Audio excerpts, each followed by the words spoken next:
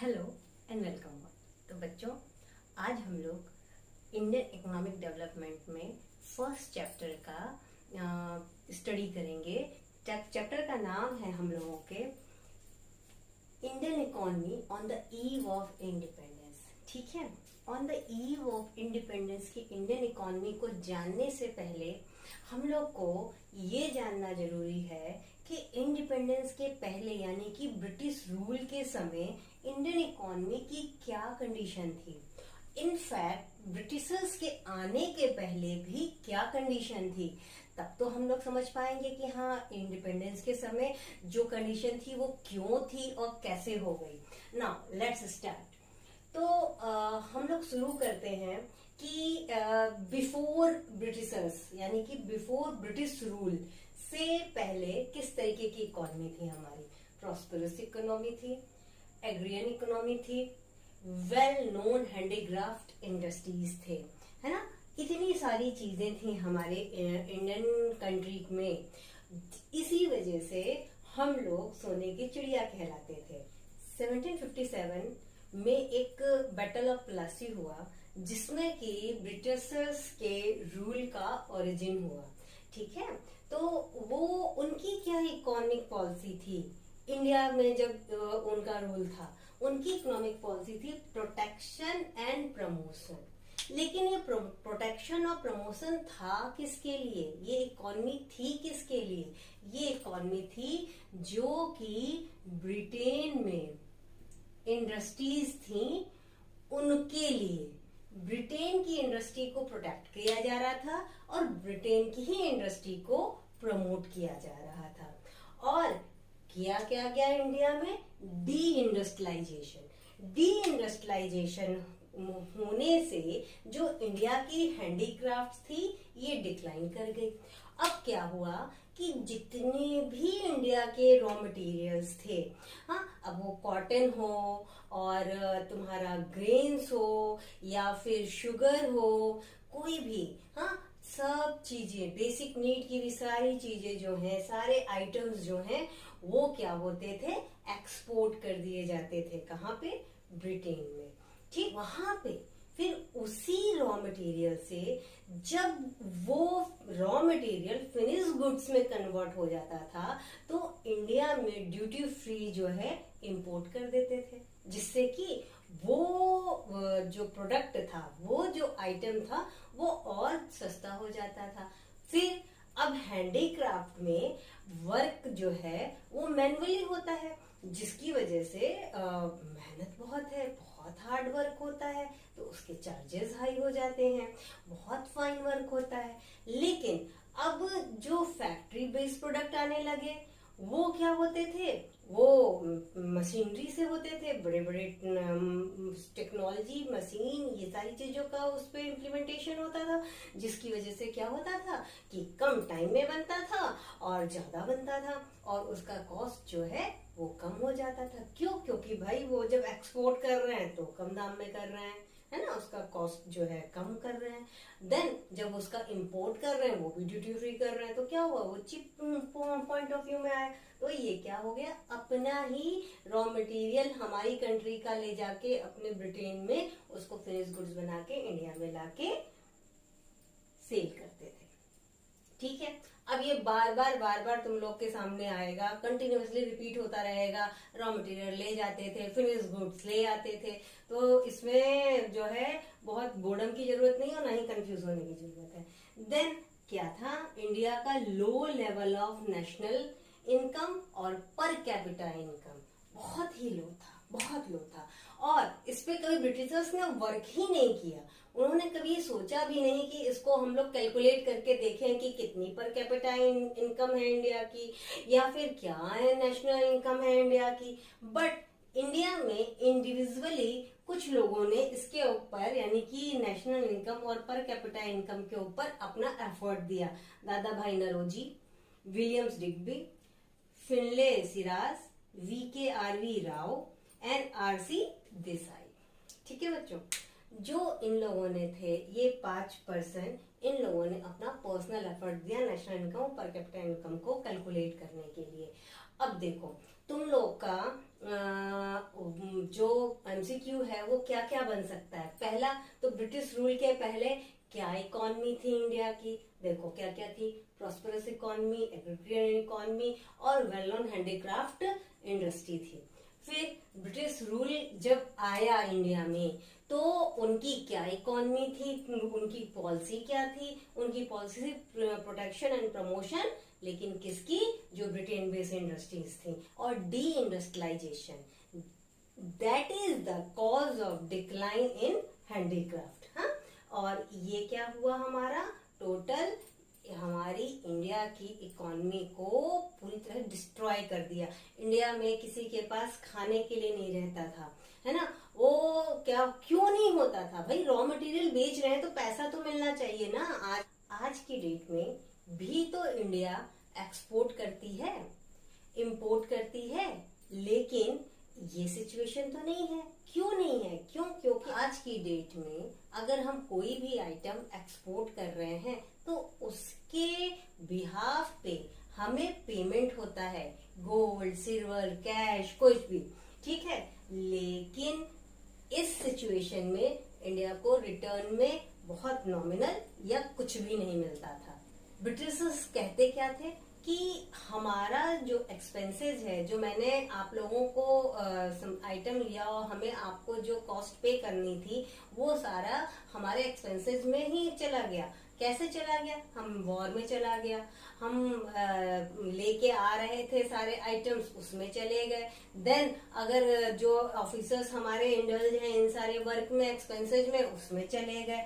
तो इस वजह से क्या होता था, बहुत ही नॉमिनल सा या कुछ भी इंडिया के हाथ नहीं आता था, जिस वजह से बहुत भयानक पॉवर्टी की सिचुएशन आ गई थी, है ना। हम लोग पॉवर्टी के क्लास में ये सारी चीजें पढ़ चुके हैं, ठीक। Now we come on the point of agriculture sector. Agriculture sector पे क्या इफेक्ट है, देखो जब ब्रिटिशर्स इंडिया में आए ना, तो उस वक्त 85% of Indian population depend on the agriculture. उनकी लाइवलीहुड जो है एग्रीकल्चर सेक्टर पे डिपेंड करती थी, चाहे डायरेक्ट या इनडायरेक्ट, ठीक है।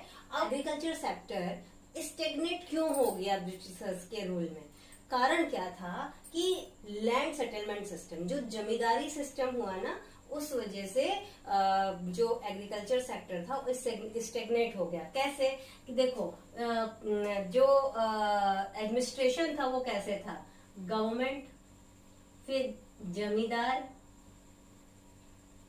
फिर टिलर, ठीक है।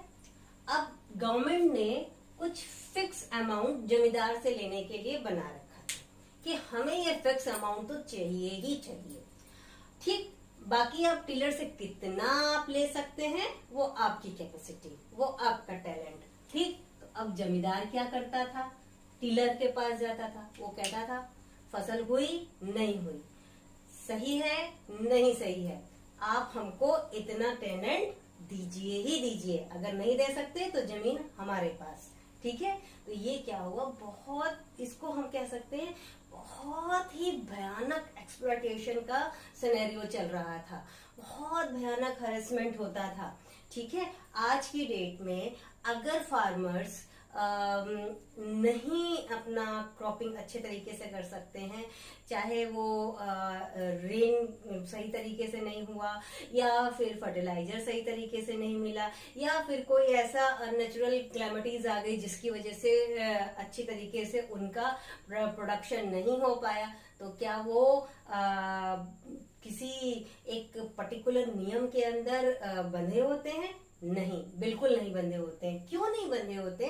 क्योंकि गवर्नमेंट उनको कहीं ना कहीं रिलैक्सेशन देती है। गवर्नमेंट समझती है कि ये हमारे कंट्री के पर्सन है और इनको भी कहीं ना कहीं रिलैक्सेशन मिलनी चाहिए, ठीक है। देन द कॉमर्शियलाइजेशन, क्या होता था कि पहले फार्मर्स जो थे वो राइस, वीट, पल्सेस, है ना, वेजिटेबल्स, ये सारी चीजें फार्म करते थे, लेकिन वो क्या करते थे, पहले अपने खाने के लिए रखते थे, देन जो बचता था उसको मार्केट में सेल कर देते थे।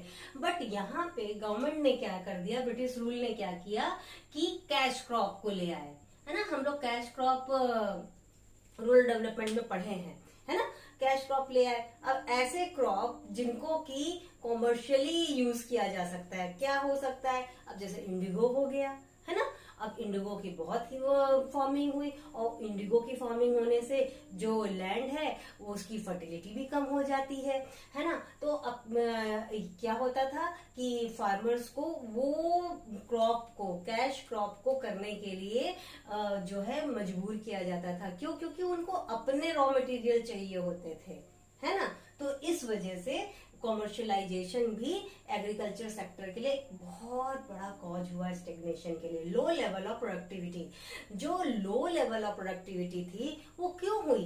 क्यों इसलिए हुई? क्योंकि कोई फैसिलिटी ही नहीं थी एग्रीकल्चर के। जो हमारे फार्मर का लैंड था उस पे कोई फर्टिलिटी के लिए इंसेंटिव ही नहीं आ रहे थे, किसी भी तरीके की कोई फैसिलिटी ही नहीं थी कि एग्रो प्रोडक्टिविटी इंक्रीज करे। ठीक। Then the scarcity of investment. क्यों स्कैर्सिटी ऑफ इन्वेस्टमेंट हो गई? क्यों? क्योंकि कॉमर्शियल क्रॉप जो कैश क्रॉप है वो आ गया। कैश क्रॉप आने की वजह से फार्मर के पास अपने खाने के लिए कुछ नहीं रहता था, अपने खाने के लिए भी कुछ नहीं रहता था, और फिर जो सारे का सारा रॉ मटेरियल है, जो सारा का सारा प्रोडक्शन हुआ, वो क्या करता था? ब्रिटिश गवर्नमेंट अपने पास ले लेता था और उसके बदले कुछ उसको मिलता नहीं था। ठीक है। तो ये सब क्या हुआ कि एग्रीकल्चर सेक्टर में स्कैर्सिटी आई, स्टेग्नेशन आया due to British policy. Okay. Then the industrial sector. Industrial sector पे क्या इफेक्ट आया? ब्रिटिशर्स ने ये सोचा कि अगर हम को ब्रिटेन की इंडस्ट्री को ग्रो करना है, ब्रिटेन के फिनिश गुड्स को इंडिया में लाके सेल करना है, उसका मार्केट बनाना है, तो उसके लिए तो सबसे पहले हमको इंडिया में डी इंडस्ट्रियलाइजेशन करना होगा। और इंडिया का सबसे बड़ी इंडस्ट्री उस वक्त क्या थी? हैंडीक्राफ्ट। ठीक है। क्या हुआ कि डी इंडस्ट्रियलाइजेशन कर दिया गया। अब डी इंडस्ट्रियलाइजेशन का एडवर्स इफेक्ट क्या आया? Decline of handicraft. Handicraft decline किया तो क्या हुआ? हाई लेवल ऑफ अनएम्प्लॉयमेंट हो गया और इंपोर्ट ऑफ फिनिश गुड्स हो गया। जो क्या होता था कि डी इंडस्ट्रियलाइजेशन हो गया, अब वो इंडस्ट्री धीरे धीरे खत्म ही होने लगी, उसके गुड्स की कोई डिमांड ही नहीं होती थी, तो वहां पे अर्निंग नहीं होगी। अर्निंग नहीं होगी तो अपने जो एम्प्लॉय है उसको कहाँ से पैसा दिया जाएगा? जब पैसा ही नहीं देने को होगा तो क्या होगा? वो इंडस्ट्री में कहेगा भाई हमारे पास तो पैसा देने को नहीं है, काम भी नहीं है, तुम जाओ, काम नहीं कर सकते, अब यहाँ पे काम ही नहीं है, पैसा ही नहीं है। अब क्या हुआ कि उनके गुड्स को वो बहुत महंगे होते थे, कॉस्टली होते थे, इंडिया में उसको कोई खरीदता ही नहीं था। फिर क्यों नहीं खरीदता था भाई? कारण ये था ना कि जो खरीदने वाला है उसके पास भी तो पैसा नहीं था। अब उसके पास पैसा नहीं है तो जो उसके पास सामने जो लेस कॉस्टली सामान है उसी को तो खरीदेगा। इसी वजह से जो ब्रिटेन से गुड्स आते थे, आइटम्स आते थे, उनकी डिमांड ज्यादा हो गई थी। तो क्या हुआ? Import of finished goods. Then lack of capital industry. बहुत ही कम कैपिटल इंडस्ट्रीज थी इंडिया में। हाँ, 1907 में टिस्को वगैरह का थोड़ा सा ओरिजिन हुआ, बट बहुत ही नॉमिनल लेवल पे हुआ। लो कंट्रीब्यूशन टू जीडीपी। जीडीपी जो है भाई, ग्रॉस डोमेस्टिक प्रोडक्ट, तो तभी हाई होगा ना जब लोगों की अर्निंग होगी। जब किसी की अर्निंग ही नहीं हो रही है तो जीडीपी में कंट्रीब्यूशन तो लो होना ही होना है इंडस्ट्री का। Limited role of public sector. Public sector का जो रोल था बहुत ही लिमिटेड था, मतलब कहने की बात थी खाली। हाँ, तो ये क्या हुआ कि भाई ये सब इसलिए किया गया, ये इतना सिनेरियो, इतना प्रोपेगेंडा जो इंडिया में किया गया वो बस इसलिए किया गया कि इंडिया से रॉ मटेरियल चिपेस्ट रेट पे ले जाएं, ब्रिटेन में उसी रॉ मटेरियल को बना के फिनिश गुड्स आइटम में लाएं, इंडिया में जो है मार्केट में सेल करें। ठीक है बच्चों, तो आज जो है इतना ही। अब नेक्स्ट क्लास में हम लोग पढ़ेंगे फॉरेन ट्रेड, डेमोग्राफिक स्ट्रक्चर। अच्छा, एक बात, बहुत मेहनत से तुम लोग को मैं पढ़ाती हूँ, ठीक है, पूरी रात रात जग के तुम लोग की क्लास बनाती हूँ, तो भाई लाइक शेयर सब्सक्राइब करना तो बनता ही है। तो नए बच्चे जितने भी आए हैं जल्दी जल्दी फटाफट फटाफट इसको सब्सक्राइब करो। Okay, all the best, take care and good night.